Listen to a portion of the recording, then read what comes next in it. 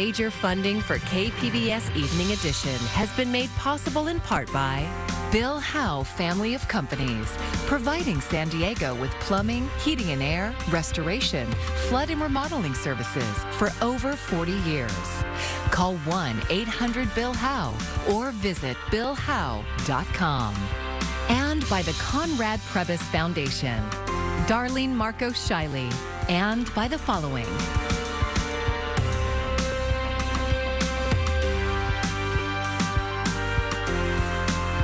And by viewers like you. Thank you. Good evening. It's Tuesday, May 31st. Thanks for joining us. I'm Maya Trabulsi. For the first time, we're seeing San Diego police video of a shooting kept under wraps for 2 years. State law says departments must release shooting videos within 45 days, except under the narrowest of circumstances.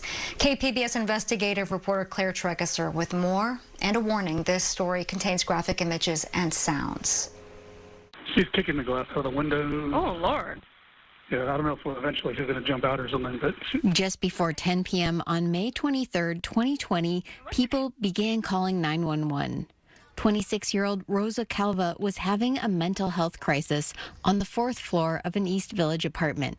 She was breaking glass and throwing things onto the street. Hey, hey! Stop throwing glass in here! Police responded, got a key to her apartment, and went inside. Calva, armed with a steak knife, barricaded herself in the bathroom. Police then used a sledgehammer to break a hole in the bathroom door. They shot pepper balls and used a police dog to try to get her out.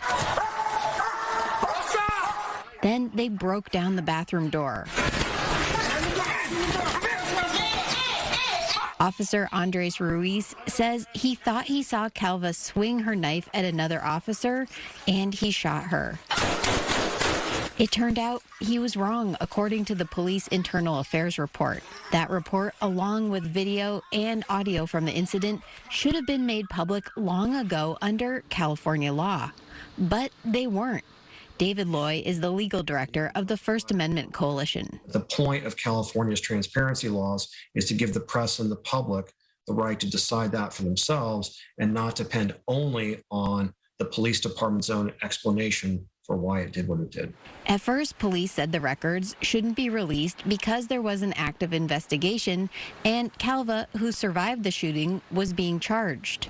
2 years later, the First Amendment Coalition sent a letter demanding they be released.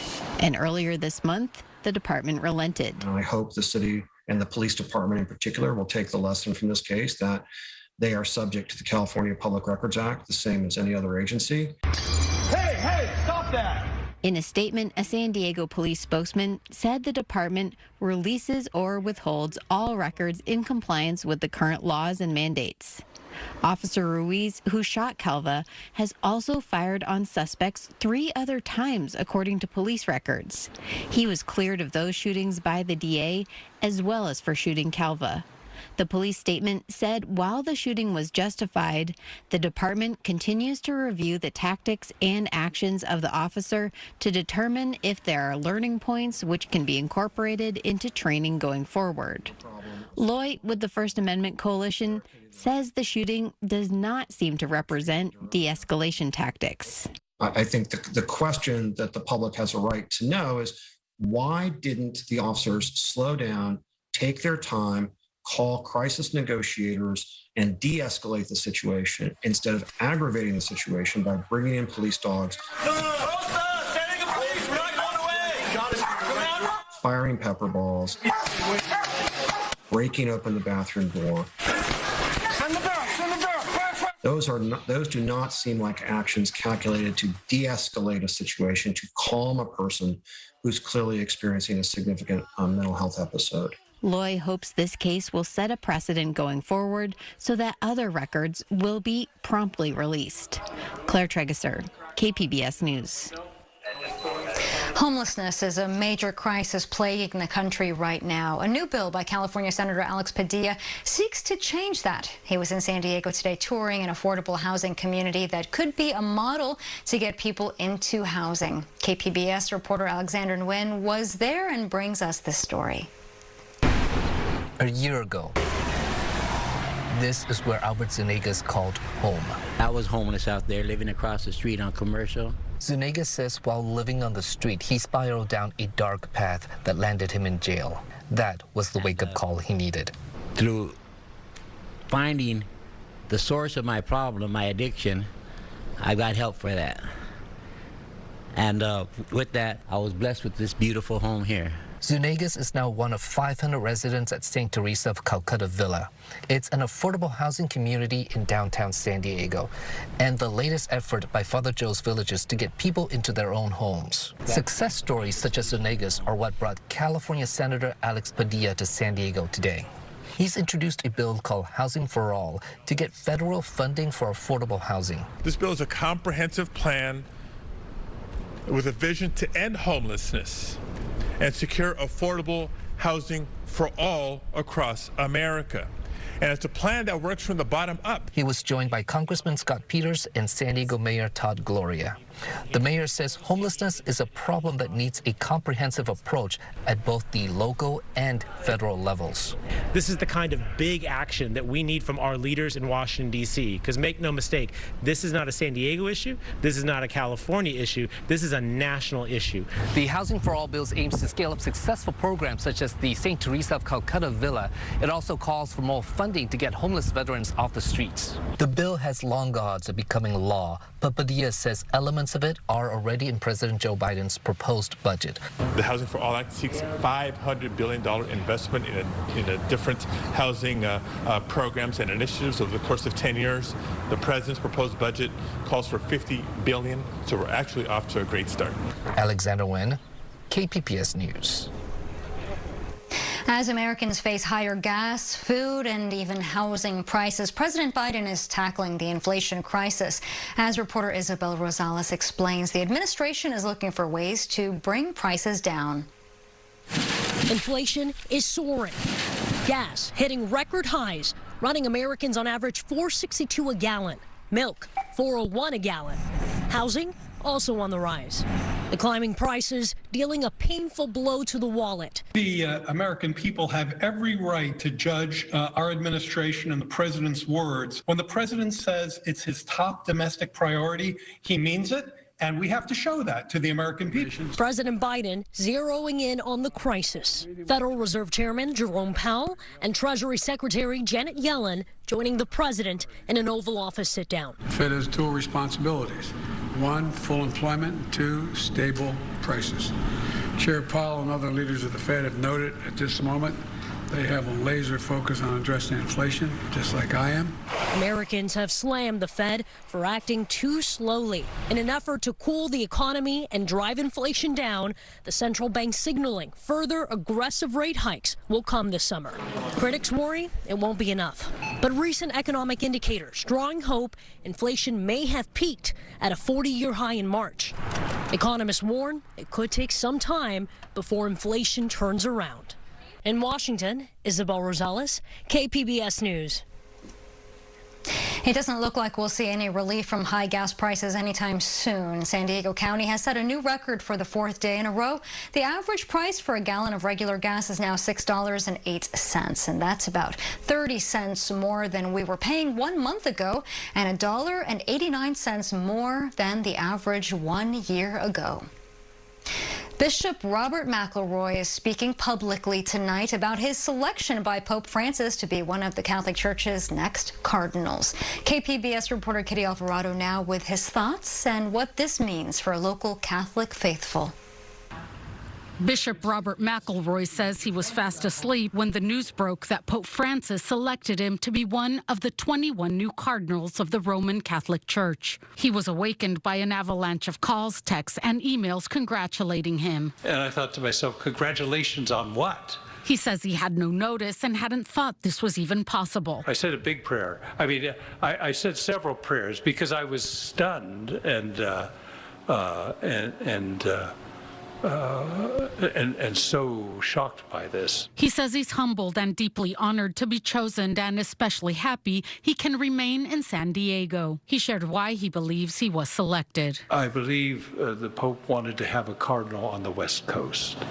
See, there's no cardinal now west of Houston. So there was a desire to have a cardinal on the West Coast. That was part of it. As you know, this Pope is very concerned about migrants and refugees, and we're a diocese on the border. So we face all of those issues, and we have a very large immigrant population here, and particularly within the Catholic community. McElroy is considered a moderate and not liked by the ultra-conservative wing of the church. In fact, for decades, he's been vocal against priests banning politicians who are pro-choice from receiving Holy Communion. It is destructive, in my view, to prohibit political leaders from receiving communion based on their actions in public policy, partly because it diminishes the Eucharist, in my view. And it contributes toward the weaponization of the Eucharist. And even more so, it contributes toward the increased partisanship within our society. He will now be in the College of Cardinals who give counsel to the Pope and select the next leader of the church. That's why many faithful, especially those who know him, like Michael Levitt Collier, say this selection is something to celebrate. I'm excited for him and excited for the people in the Diocese of San Diego. He's the vice president of mission integration at the University of San Diego. He says McElroy is known for his kindness, inclusivity, and vast knowledge of history. He says the selection says a lot about McElroy's leadership and the diocese he leads. I think what it represents is a recognition that there are a lot of really good things happening here in San Diego, things that are so good and such high quality that, in a sense, Pope Francis is saying that ought to be emulated by other places around the world. McElroy is the only American to be selected out of the 21 who will be installed by the Pope at the Vatican on August 27th. His message to the faithful: there's one thing I hope for the people of the community of San Diego. It's that God's love is overwhelming and without reserve and never deserts them. Kitty Alvarado, KPBS News. Sound asleep. The heart-wrenching process of burying the 19 children and 2 teachers killed last week began today in Uvalde, Texas. Instead of preparing for a summer break, 10-year-olds Amari, Joe Garza, and Maite Rodriguez were laid to rest. Funerals, visitations, and burials will continue for the next 2.5 weeks as friends and family say goodbye. And this week, funerals are planned for 11 of the children who were killed at Robb Elementary on May 24th, as well as teacher Irma Garcia. And as Uvalde grieves, a nonprofit from Encinitas is delivering therapeutic teddy bears to help with the trauma and the loss. KPBS North County reporter Tanya Thorne has the story.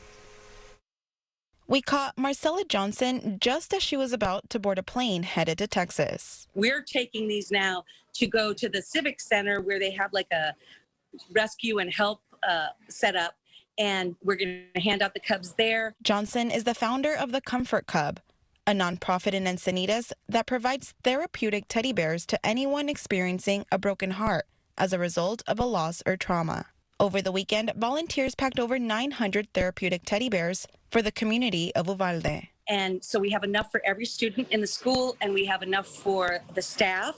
And additionally, we decided that there's a lot of people that are hurting in the community, so we're also donating another 300, and that will go out there on Thursday. Johnson started the Comfort Cub after losing her newborn son. The weighted teddy bear brought her comfort. We actually created the Comfort Cub to help to heal a broken heart. And we were talking about not just metaphorically, but physically, the broken heart that I got, Takotsubo syndrome, from losing a child. She hopes the teddy bears will help mend the broken hearts of the community in Uvalde. Johnson says this isn't the first time she's donated Comfort Cubs to families of mass shooting victims. But this donation is the largest. but we're doing it with the hope that we will get enough donations to cover our cost. Each cub costs $50 a piece, and we're sending about 1,000 of them. So that's a $50,000 investment from our small nonprofit. So if there's people out there that would like to help in some way, and I know everyone wants to help in the way that they can, if they want to adopt a Comfort Cub to send to a child in Uvalde, $50 or any portion of that would be so greatly appreciated. To sponsor a bear, you can text GIVE to the number on your screen. Tanya Thorne, KPBS News. Local COVID numbers released within the hour show 904 new cases. Compare that to 1,900 cases just 5 days ago. Nationwide, though, new COVID cases are 5 times higher than last Memorial Day. U.S. officials report an average of almost 107,000 cases a day, and experts believe that would be higher with at-home tests being more common and positive cases not reported. On a good note, hospitalizations are slightly lower, as well as deaths from a year ago. As if the cost of living in San Diego County isn't hefty enough, a proposed hike in our water rates could make things even tougher. An example of the hardship involves a group of 192 homeowners at the lakes at Carmel Del Mar. The condo complex has 5 lakes and lots of grass and plants, and that's proving more costly if rates rise. So an alternative is to re-landscape at a hefty price, but not everyone likes that idea. It's a huge selling point. People come in, like to see units off the street, and then they walk in, and that's often one of the big driving factors to purchase here. Gilbraith says HOA fees have gone up to $425 a month, largely because water bills keep rising. Starting on January 1st, the San Diego County Water Authority is proposing to increase wholesale rates by 5.2% for treated water, which is what virtually all San Diegans have. The Water Authority's full board will vote on the rates on June 23rd.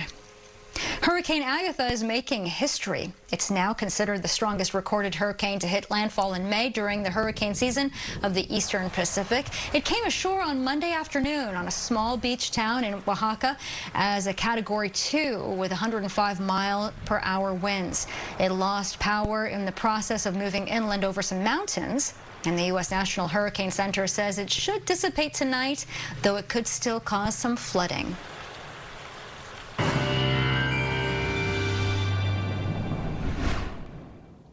We're looking at the offshore flow to continue here over the next couple of days across Southern California, but there is no rain in the forecast. It's likely going to stay dry here, and temperatures remaining seasonably warm for this time of year. Not really significantly above average. Once you get out towards the deserts, it's pretty warm there, but right along the coast, we're right where we want to be for this time of year. Temperatures for you on your Tuesday night drop down into the 50s in Oceanside and Escondido, right around 50 degrees in Ramona. San Diego getting down into the low 60s, and out towards Borrego Springs getting down into the low 70s. Wednesday is a bright and comfortable day in the forecast across basically the entirety of the Southwest. The warmth, though, does continue, especially into California. Temperatures getting up into the low 70s right along the coast from Oceanside to San Diego down into Chula Vista. El Cajon getting up to 83, 87 in Ramona, and looking at triple digits for you into Borrego Springs. Thursday, looking at another storm system, and it's going to start to move into the northwest, and so that brings in cooler air into northern California. Likely going to see some breezy conditions right along the coast, and into southern California it's going to stay pretty dry and bright, so no real complaints there. Again, offshore flow should continue here even as we head towards your Thursday. Near the coast, temperatures looking to stay in the low 70s. No real changes here over your extended 5-day outlook here. Further inland, temps low to mid 80s for you through Friday, then could see a little bit of a drop off Saturday and Sunday back into the mid to upper 70s. In the mountains, temperatures low 70s Wednesday, Thursday, upper 60s. Friday dropping into the mid 60s. On Saturday, likely with some breezy winds picking up here as again that storm system begins to work its way into northern California. And in the deserts, temperatures triple digits here over the next couple of days, likely lasting through Friday, and then a drop back down into the 90s Saturday and Sunday. For KPBS News, I'm meteorologist Jessica Pash. We're a week away from the June 7th primary election, and you have plenty of options to cast your ballot early. San Diego County has transitioned from traditional polling places to vote centers. Right now, there are 39 vote centers with daily hours from 8 to 5 p.m. An additional 179 locations will open on Saturday, June 4th, for voters to use through Election Day. Is that transition to where we will have less locations, but they will be open for more days and provide more services, and voters can go to any vote center in the county and vote. Every registered voter has received a ballot in the mail, which can be turned in at any of the 132 drop box locations across the county. Ballots can also be mailed through the post office. And if you want help making your choices before casting your ballot, you can go to kpbs.org and click on the Voter Hub tab. There you'll find our guide to all the races and candidates, as well as a map of locations to vote or drop off your ballot. San Diego Mayor Todd Gloria was elected on a promise of drastically reducing emissions through big improvements to biking and public transit infrastructure. By 2035, he wants half of all trips in the city to be made without a car. KPBS Metro reporter Andrew Bowen says those goals are being put to the test in Balboa Park. If I had to diagnose the biggest problem that our city faces, it is that we are a big city that too often acts like a small town. That's Todd Gloria speaking at a mayoral candidate debate in 2019. Big city thinking was the central theme of his campaign, and a big part of that was making the city less dependent on cars, the city's largest source of greenhouse gas emissions. I'm the guy who wrote the climate action plan. Now I'm running to be mayor to be the guy who implements the climate action plan. But just how far is Gloria willing to go for that goal? Part of the answer could be on Park Boulevard in Balboa Park, where the city is preparing to replace an underground water main. After that's done and the street is resurfaced, city officials want to redesign it. Increased safety for all road users is one of our primary goals. Everett Hauser is a program manager in the city's transportation department. He says giving a dedicated lane to public transit on Park Boulevard would help the buses stay on time. This area is right smack in the urban core and serves, a lot of people. It's some of the highest used bus routes in the city. So increasing that efficiency just makes transit use a more attractive option for people to get around. A protected bike lane would make the street much safer and more accessible for people who bike, especially the most vulnerable, children, seniors, and people with disabilities. People need to feel safe with being able to bike. Madison Coleman is a policy advocate for the nonprofit Climate Action Campaign. On a short bike ride up and down Park Boulevard, where bikes currently share a lane with cars, it didn't take long for things to feel unsafe. A driver in a sports car zooms past us well above the posted speed limit, which is already 40 miles per hour. Coleman and other environmental advocates want the mayor to add both bus and bike lanes to Park Boulevard. So it's really, really important for him to stand up and be the model for the region to create really safe and efficient other transportation opportunities for people to feel like they can not rely on their cars as much as they probably do right now. Here's the catch. To add a bus and bike lane, the street would have to sacrifice a travel lane for cars and on-street parking, which is about 4% of the area's total parking. Peter Comiskey is executive director of the Balboa Park Cultural Partnership, which represents the park's attractions. He says removing parking to add bus and bike lanes will make the park less accessible. Most of our visitors to the park, some 90% of people coming to the park, or over that on most days, would be coming in vehicles. And they're often coming in groups, very often families. Those families aren't able to use rideshare. Those are not solutions for them. The city is studying other options that would preserve street parking at the expense of bike and transit riders. But Comiskey says he doesn't like those options either. He wants the city to finish a mobility and parking management study first. Historically, a lot of solutions that are forced into the park are done so because they're done in a very piecemeal and reactive way, instead of having a really solid strategic approach. Meanwhile, the city's own measurements show it's behind on switching commutes away from cars, and the bus and bike lanes on Park Boulevard can happen for virtually no additional cost to the pipeline replacement project. Again, here's Mayor Gloria speaking as a candidate in 2019. When we have these fights about bike lanes and pedestrian improvements, this is often about a can of paint and the ability to just move forward with leadership. We have an adopted bicycle master plan that isn't always faithfully implemented. We're going to start supporting public transit and active transportation because it's critical to the future of our quality of life. Thank you. Whichever design the mayor selects, Park Boulevard is set to be restriped by December. Andrew Bowen, KPBS News. I'm Judy Woodruff. Tonight on the NewsHour, school massacre. Questions persist about law enforcement's response to the Uvalde shooting. Coming up at 7 after Evening Edition on KPBS. And here's another look at today's top stories. The San Diego Police Department just released a police shooting video 2 years after the incident. State law demands such videos be released within 45 days with few exceptions. It involves a woman having a mental health crisis in the East Village. Officers broke down her bathroom door and shot her, but she survived. Police had argued video of the shooting couldn't be released because the woman was being charged. But the department changed course after the legal director of the First Amendment Coalition sent them a letter.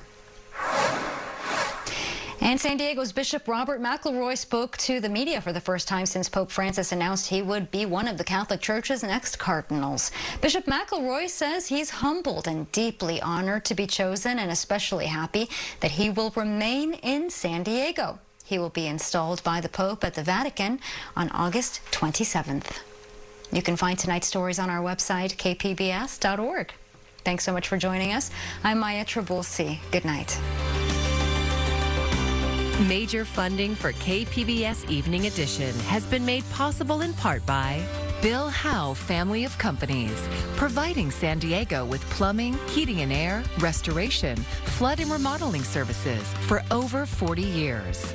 Call 1-800-BILL-HOWE or visit billhowe.com. And by the Conrad Prebys Foundation, Darlene Marcos Shiley, and by the following.